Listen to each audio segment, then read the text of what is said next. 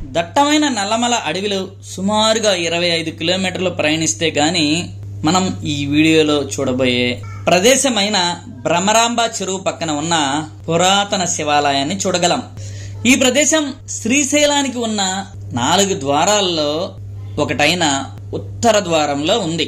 కాబట్టి ఫ్రెండ్స్, శ్రీశైలానికి ఉన్న ఈ 4 ద్వారాల గురించి తెలియని వారికి ఎంతో కొంతైనా తెలుసుకుంటారనే ఉద్దేశంతో ఈ 4 ద్వారాల గురించి కొంచెం ఇన్ఫర్మేషన్ ఇస్తాను.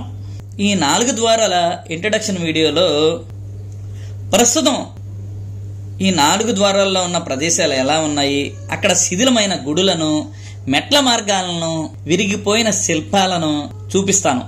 అలాగే నన్ను రెగ్యులర్ గా ఫాలో అయ్యేవాళ్ళు అయితే వీటిని చూసే ఉంటారు కాబట్టి స్కిప్ చేసి 9.5 మినిట్స్ నుండి ప్రస్తుత వీడియో మొదలవుతుంది. అక్కడ నుండి చూడండి. కొంచెం భిన్నంగా నల్లమలలో ఉన్న చెంచులతో శివరాత్రిని జరుపుకోవాలని దట్టమైన నల్లమల అడవిలో 25 కిలోమీటర్లు లోనికి ప్రయాణించే అవకాశం కేవలం మనకు మహాశివరాత్రి ఒక్కరోజే దొరుకుతుంది. కాబట్టి మీలో ఎవరైనా చూస్తారనే ఉద్దేశంతో ఈ వీడియోని అప్లోడ్ చేస్తున్నాను. ఇక మనం వీడియోని చూడటం మొదలు పెడదాం.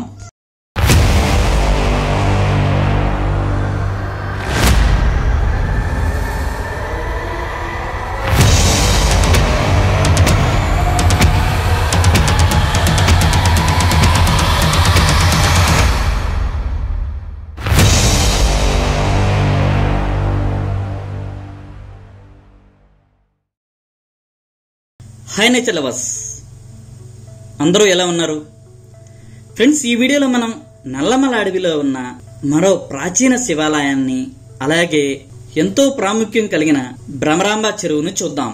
పూర్వం శ్రీశైలానికి ఉన్న 4 దిక్కులలో 4 నడక మార్గాలు ఉన్నాయి. శ్రీశైలానికి 4 దిక్కుల ప్రాంతాలలో ఉండే భక్తులు ఈ మార్గాలను ఉపయోగించుకునేవారు. తూర్పు ద్వారం త్రిపురాంతకంతో మొదలవుతుంది. అక్కడ నుండి దద్దనాల, తెలుగురాయిని చెరువు, శోభనాల కొండ, జంగమిద్దెల, చుచ్చూట భైరవ, గుడిమెట్ల మీదుగా శిఖరేశ్వరం చేరుకుని శ్రీశైలం వెళ్తారు. ఫ్రెండ్స్, ఈ తూర్పు ద్వారం మాత్రం అద్భుతమని చెప్పాలి. పెద్ద హైవే లాగా కొండపై 100 అడుగుల వెడల్పైన మెట్లు ఇంకా చెక్కు చెదరకుండా అలాగే ఉన్నాయి. మేము జంగమిద్దెల, చుచ్చూట భైరవ, గుడిమెట్ల మీదుగా శ్రీశైలం చేరుకున్నాం.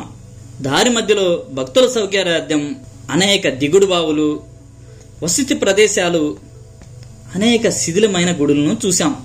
కొన్ని దశాబ్దాల నుండి తూర్పు ద్వారానికి ఎవరూ వెళ్లటం లేదు. కాబట్టి ఇప్పుడు ఈ మార్గం చాలా ప్రమాదకరంగా ఉంది. అడవి దట్టంగానూ క్రూరమృగాలతో నిండిపోయి ఉంది. కాబట్టి ఈ రూట్ డీటెయిల్స్ నేను చెప్పలేదు. ఈ తూర్పు ద్వారాన్ని మీలో ఎవరైనా చూడాలనుకుంటే ఆ వీడియోస్ను కింద డిస్క్రిప్షన్ లో లింక్ ఇస్తాను. ఆ వీడియో చూసి ఇప్పుడు ఆ ప్రదేశాలు ఎలా ఉన్నాయో తెలుసుకోండి. మన ఇంత పెద్ద మెట్లు మన శ్రీశైలం 4 ద్వారాల్లో కన్నా ఇవి పెద్ద వెడల్పుగా ఉన్న మెట్లు. ఇవైతే నీట్ గా ఉన్నాయి. పాడవల వెంకటాపురం మెట్లు కన్నా ఇవి ఇంకా వెడల్పు ఉన్నాయి, చాలా పెద్దగా ఉన్నాయి. చూడండి ఎంత నీట్ గా ఉన్నాయో. శ్రీశైలం తూర్పు ద్వారానికి వెళ్లే మెట్లు అనమాట ఇవి. చూడండి, స్టార్టింగ్ లో ఇక్కడ జస్ట్ ఇది ఒక స్తంభం ఉంది. స్తంభం మీద నది ఉంది. ఇక్కడ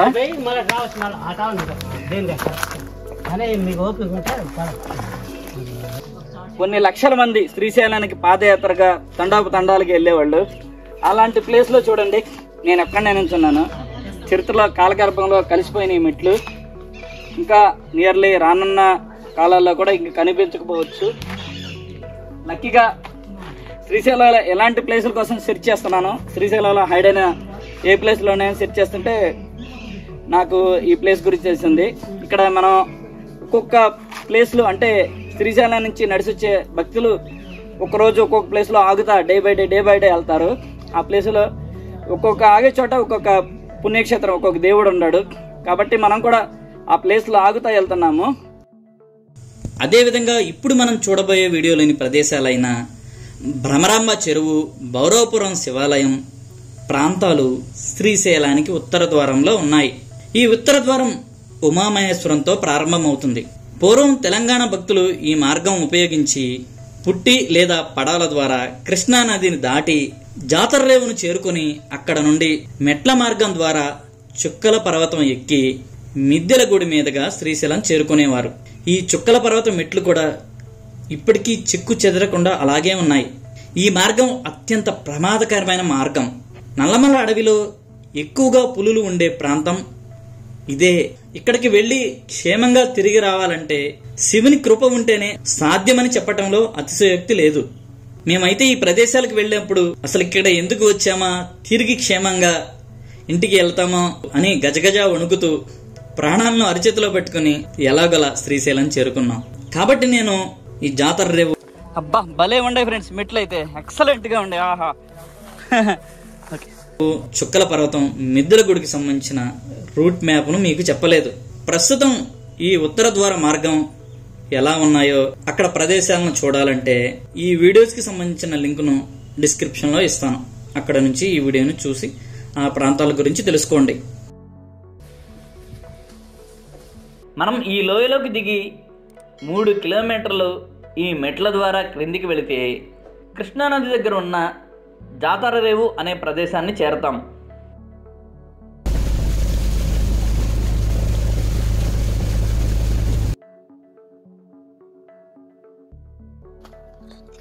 అదిగోండి చూడండి, కృష్ణానది ఎంత డౌన్లో ఉందో చూడండి. ఈ దారి ఎలా ఉందో మరి ఐ థింక్ నేను అనుకోవటం నాకు అక్కడ దారి కనిపిస్తుంది. కొంచెం కొండ ఆ సైడ్ చూడండి, ఇలా ఇటు దిగి ఇలా ఎక్కేవాళ్ళు అనుకుంటున్నాను నేను. ఎందుకంటే పూర్వకాలం శ్రీశైలం డ్యామ్ లేదు కాబట్టి బ్యాక్ వాటర్ ఇక్కడ ఉండేది కాదు. జనాలు నడిచెళ్ళేవాళ్ళు ఈజీగా. ఏదన్నా మిద్దెల గుడి. ఓ గాడ్, ఓహో అబ్బా భలే ఉందండి మిద్దెల గుడి. అసలు ఆహా జన్మ ధన్యం అయిపోయింది అంతే. ఆహా భలే ఉంది అసలు. బా పెద్దగా ఉందండి.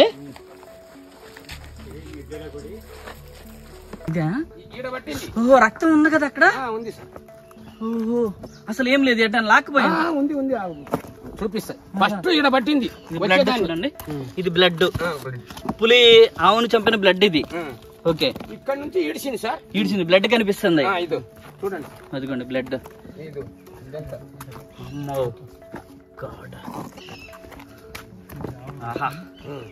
ఈ రాళ్ళు మొత్తం అది గుంజుకొచ్చిందే స్వామి.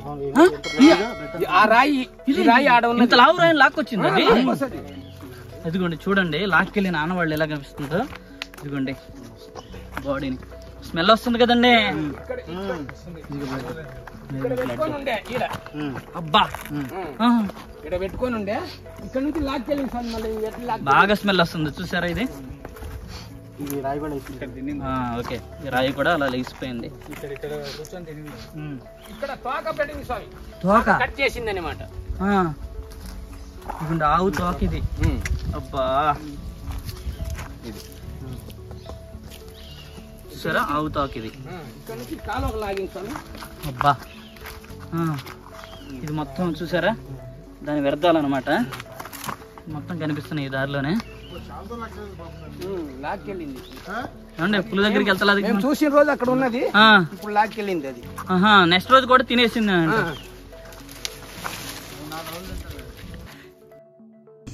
అలాగే శ్రీశైలానికి మరొక నడక మార్గం పశ్చిమ ద్వార మార్గం.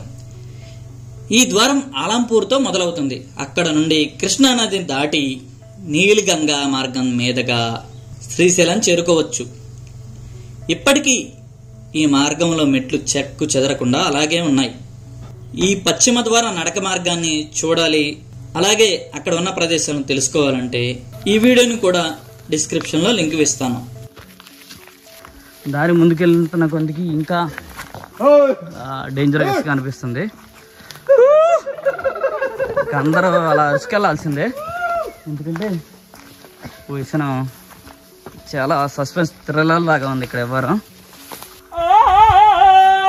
అదిగోండి ఆ అరుపరిస్తే పులి కూడా భయపడవచ్చు. నీలిగంగా మొత్తం వినిపిస్తుంది అరుపు. ఇక శ్రీశైలానికి చివరి నడక మార్గమైన దక్షిణ ద్వారం జ్యోతి సిద్ధవటంతో మొదలవుతుంది. సిద్ధవటంతో ప్రారంభమై వెంకటాపురం మీదుగా నాగలూటి, పెద్ద చెరువు, కోర్కెలకొండ, కత్తులకొండ, భీముని కొలను, కైలాస ద్వారం మీదుగా శ్రీశైలం చేరుకోవచ్చు. ప్రస్తుతం ఉపయోగంలో ఉన్న ఏకైక నడక మార్గం ఇది ఒక్కటే. సంవత్సరానికి 2 సార్లు శివరాత్రి, ఉగాది రోజుల్లో మాత్రమే కొన్ని లక్షల సంఖ్యలో భక్తులు కాలినడకన సుమారు 50 కిలోమీటర్లు నడిచి శ్రీశైలం చేరుకుంటారు.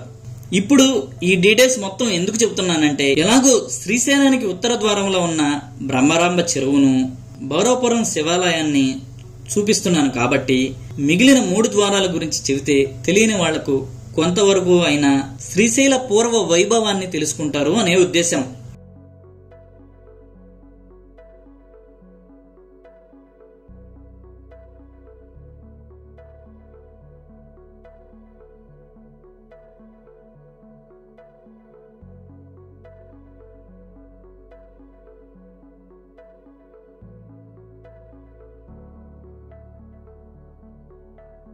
ఇప్పుడు మనం ఈ వీడియోలోకి వచ్చేద్దాం.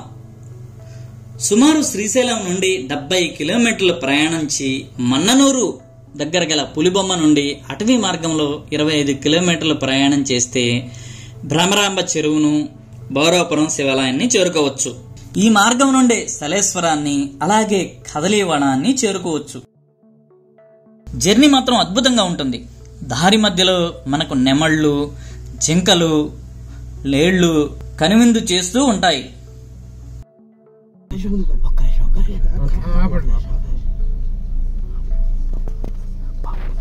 చాలా ఉన్నాయి.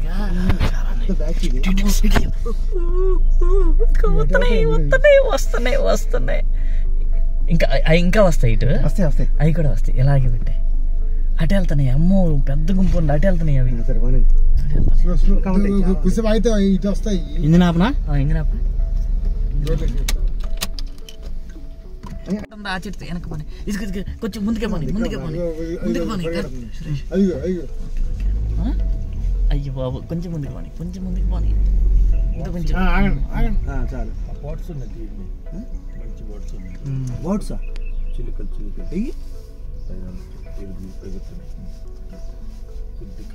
ఇటేది వస్తుంది. అది పిల్ల ఉంది కదా, అందుకని కొంచెం అది ఎప్పుడు పరిగెత్తున్నాయి.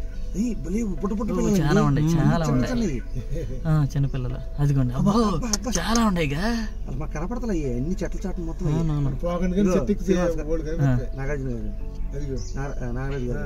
అడివి ఎంత పెద్దవి అంటే బాబు, అమ్మో చాలా పెద్దవి, చాలా పెద్దవి. అమ్మో ఎంత స్ట్రాంగ్ గా ఉండయో చూడు. ఈ గట్టి అండి మామూలుగా పెద్ద, చాలా పెద్దగా ఉండేవి. ఓకే బానే. ఎక్కడ ఈ భయపడుతున్నాయి అంటే అటుకన్నా లోపలే. 25 కిలోమీటర్లు ప్రయాణించి ఇప్పుడు మనం భైరవపురం చేరుకున్నాం. మొదట మనం భైరవపురం శివాలయాన్ని సందర్శించిన తరువాత భ్రమరాంబ చెరువును చూద్దాం.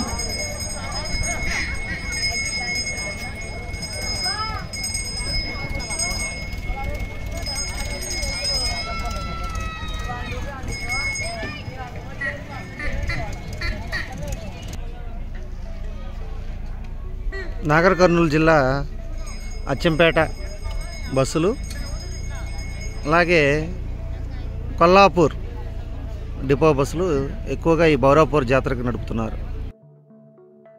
శ్రీశైలానికి ఉత్తర ద్వారంలో ఉన్న ఈ మార్గం అప్పాపురం, భైరవపురం, మేడి మొలకల, అక్కగవి మీదుగా జాతరరేవు చేరి అక్కడ నుండి కృష్ణానదిని దాటి శ్రీశైలాన్ని చేరుకోవచ్చని ఆల్రెడీ మనం తెలుసుకున్నాం కదా. ఈ మార్గంలో 14వ శతాబ్దంలో వెలమరాజు అయిన మాదా నాయకుడు మెట్లను, సత్రాలను, కొన్ని గుడులను నిర్మించారని శాసనాధారం ద్వారా తెలుస్తుంది.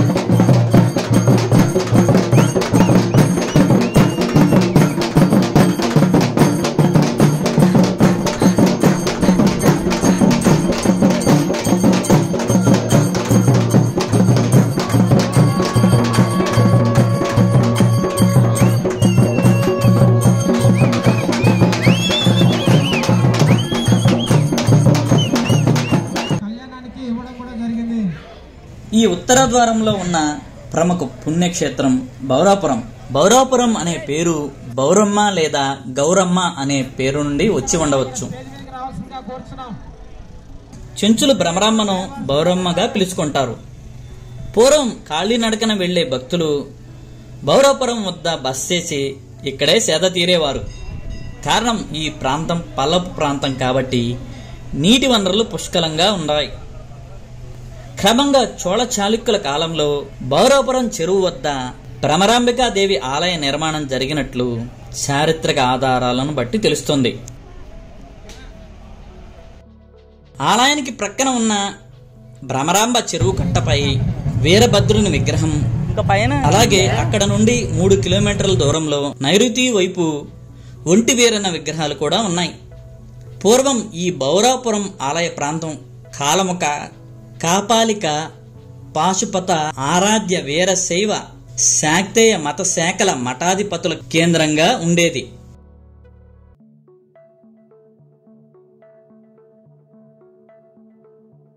పద్నాలుగవ శతాబ్దంలో ఈ ఆలయ దక్షిణ ద్వారం దగ్గర భయంకరమైన వెంట్రుకలు విరబూసుకుని ఉన్న, గదను ధరించి నల్లని శరీరం, మెల్లచూపు గల దిగంబర క్షేత్ర పాలకుడు ఉండేవాడు. సరిగ్గా అలాంటి శిల్ప లక్షణాలున్న భైరవుడి విగ్రహం ఇప్పటికీ భ్రమరాంబ ఆలయానికి దక్షిణాన చెరువు కట్టపై ఉంది. తూర్పున ధనుజుని విగ్రహం, మరో చోట హనుమంతుని ప్రతిమ, మరోవైపు మైసమ్మలు కొలువై ఉన్నారు. ఇక్కడ ఉన్న ఈ విగ్రహాలను భ్రమరాంబ ఆలయ వాస్తు శిల్ప శైలిని బట్టి ఇవి మలి చాళుక్యుల కాలం మొదలుకొని రేచెర్ల పద్మనాయకుల కాలం వరకు నిర్మాణాలు జరిగి ఉండవచ్చు. ప్రస్తుతం ఈ విగ్రహాలన్నీ కనుమరుగైపోయాయి. ఆయా కాలాల్లో ఇక్కడ మహాశివరాత్రి మహోత్సవాలు, జాగరణలు, సాంస్కృతిక కార్యక్రమాలు ఘనంగా జరిగేవి. 50 సంవత్సరాల క్రితం శ్రీశైలానికి రోడ్డు మార్గం వేశాక భక్తుల రాక తగ్గిపోయింది. శ్రీశైలం డ్యాం నిర్మాణం జరగడంతో ఘాట్ రోడ్ నిర్మాణం బౌరాపూర్ నుండి కాక వటవర్లపల్లి నుండి జరిగింది. దీంతో బౌరాపురం చెంచు జాతర మరుగున పడిపోయి చుట్టుపక్కల చెంచు గ్రామాల వారు మాత్రమే శివరాత్రి రోజుల్లో ఇక్కడ జాతరను జరుపుతుండేవారు. తెలంగాణ రాష్ట్రం ఏర్పడిన తర్వాత తెలంగాణ ప్రభుత్వం 2016 నుండి అధికారికంగా చెంచుల పండుగ పేరుతో జాతరను నిర్వహిస్తున్నది. అప్పటి నుండి మాత్రమే ప్రతి శివరాత్రికి సాధారణ ప్రజలు కూడా ఈ జాతరలో పాల్గొంటున్నారు. ఈ నల్లమల అడవిలో భ్రమరాంబ చెరువు చాలా మందికి తెలియదు. ఎందుకంటే ఈ భ్రమరాంబ చెరువుని ఎక్కువ మంది మిస్టీరియస్ ప్లేస్ అనుకుంటారు. అఫ్కోర్స్ అయి ఉండొచ్చు. ఎందుకంటే ఒక 7-8 సంవత్సరాల నుంచే ఈ బౌరాపూర్ అనేది టెంపుల్ ఓపెన్ చేస్తున్నారు కాబట్టి కొంతమందికి అని తెలిసింది. అది ఇప్పటివరకు ఎవరు వచ్చేవాళ్ళు కాదు కాబట్టి ఈ ప్లేస్ తెలియదు. ఈ భ్రమరాంబ చెరువు గురించి నేను శ్రీశైలంలో కొంతమంది సన్యాసులు అడిగారు, మీరు చాలా చూసారంటున్నారు కదండి, భ్రమరాంబ చెరువు చూసారా అని. అయితే నేను ఫస్ట్ నల్లమల అంటే మా ఈ శ్రీశైలం యాత్ర స్టార్టింగే భ్రమరాంబ చెరువుతో స్టార్ట్ చేసాము. ఇక్కడే అనమాట. నేను శ్రీశైలంలో ఫస్ట్ ఆ ఛానల్లో చూడండి, ఫస్ట్ వీడియో కూడా బౌరాపూరే ఉంటుంది. బౌరాపూర్తోనే నేను ఈ నల్లమల యాత్ర విజయవంతంగా స్టార్ట్ చేసాము. అలాగే విజయవంతంగా ఇప్పటి వరకు చాలా ప్లేసులు ముగించాము. చూసారా, ఇదే భ్రమరాంబ చెరువు అనమాట. ఈ చెరువు గురించి బోర్డులన్నీ, ఇక్కడ లోకల్స్ బోర్డులన్నీ కథలన్నీ చెబుతూ ఉంటారు. రాధాద్రి గారు రాత్రి మీకు చెప్పారు కదా ఆమె కథలో, చెరువులో తీగ ఉంటదండి. చెరువులో ఒక తీగ ఉంటది, దిగొద్దు. ఏంటి చెరువులో ఒక తీగ ఉంటదంట. చెరువులో తీగ, అది దిగితే కాలికి పట్టేసుకుంటది, మీరు మాత్రం దిగొద్దు అని చెప్పారు. కారణం ఏంటంటే అవతల వచ్చిన ముసళ్ళు ఉన్నాయి జాగ్రత్త అని చెప్పారు. లాస్ట్ టైం వచ్చినప్పుడు మనం బోర్డు చూసాం. ఈసారి బోర్డు కూడా తీసేసారు. బహుశా ప్రమాదాలు ఏమన్నా దొరుకుతాయి, పిల్లలు ఉంటారు, చెంచు జాతర కాబట్టి ఆ విధంగా చెప్పుండొచ్చు మన భద్రత దృష్టి. చూడండి అక్కడ ఈ చెరువు నిర్మాణం జరిగిందండి రాజుల కాలంలో. చూడండి అసలు చుట్టూరా ఎంత గోడ ఉంది. ఇదివరకు ఏంటంటే ఒక వెలుగు జరిగింది, కాకపోతే ఈ మధ్య ఏంటంటే ఒక మిస్టీరియస్ ప్లేస్ గా అయిపోయింది ఇది. భ్రమరాంబ చెరువు అంటే అక్కడ శ్రీశైలం సన్యాసులు ఉంటారు చూడండి, వాళ్ళకే తెలియదు. వాళ్ళు శ్రీశైలం ఎక్కడో భ్రమరాంబ చెరువు ఉంది శ్రీశైలం దగ్గరలో అనుకుంటున్నారు. యాక్చువల్ గా శ్రీనివాస్ గారు నేను మొదటిసారి కలిసి వచ్చిన ప్లేస్ అనమాట ఇది. వేదాద్రి గారు నేను ఫ్రెండ్స్ అయింది ఇక్కడే ఫ్రెండ్స్. భ్రమరాంబ చెరువు సాక్ష్యం, ఫస్ట్ ఇదే సాక్ష్యం. మళ్ళీ ఒక 5 సంవత్సరాల తర్వాత మళ్ళీ ఇక్కడికి వచ్చాం. చాలా ఆనందంగా ఉందండి. ఇంటి పిల్లల జాతర అడవిలో వెళ్ళొచ్చాను. పిల్లలు బొమ్మలు వేసుకొని అలా సరదాగా ఆడుకుంటున్నారు. వాళ్ళకి అడివే ఆట స్థలం. భ్రమరాంబను చెంచులు తమ ఆడబిడ్డగాను మల్లన్నను అల్లుడుగాను భావిస్తారు. భ్రమరాంబ కొలువైన చెరువును భ్రమరాంబ చెరువుగా, అక్కడ నివసిస్తున్న చెంచుల ఆవాసాలను భ్రమరాంబ పురంగా పిలుస్తున్నారు. ప్రతి శివరాత్రికి ఈ జాతర 3 రోజులు జరుగుతుంది. కానీ సాధారణ భక్తులకు మాత్రం శివరాత్రి మొదటి రోజు మాత్రమే అనుమతి ఉంటుంది. ఈ చెరువు భ్రమరాంబాదేవికి మైసమ్మలకు నివాస స్థలం కాబట్టి చెంచులు చాలా పవిత్రంగా ఈ చెరువును చూసుకుంటారు. చెరువుకు దక్షిణం వైపు దాదాపు 10 అడుగుల ఎత్తుగల రాతి కట్ట నిర్మాణం జరిగింది. దానిని ఏనుగుల కట్ట అంటున్నారు. ఇక్కడికి వస్తున్నారా? ఇక్కడ స్నానం చేపిస్తారు వేదాద్రి గారు. కాదు ఇక్కడ స్నానం చేపిస్తారు దేవుడికి. కళ్యాణం చేసే ముందా? ఓకే. ఇక్కడ ఎటువంటి స్నానాలు చేయరు. తెలియక చేస్తే పిట్టలు రాలినట్టు రాలతారని, చెరువులో ఉండే తీగలు కాళ్లను పట్టుకుని లోపలికి లాక్కపోతాయనే నమ్మకం చెంచులకు ఉంది. బహుశా ఇదంతా చెరువు పవిత్రను కాపాడటానికై ఉండవచ్చు. Thank you friends, thank you for watching. మళ్ళీ మనం మరొక వీడియోలో కలుద్దాం. అంతవరకు సెలవు.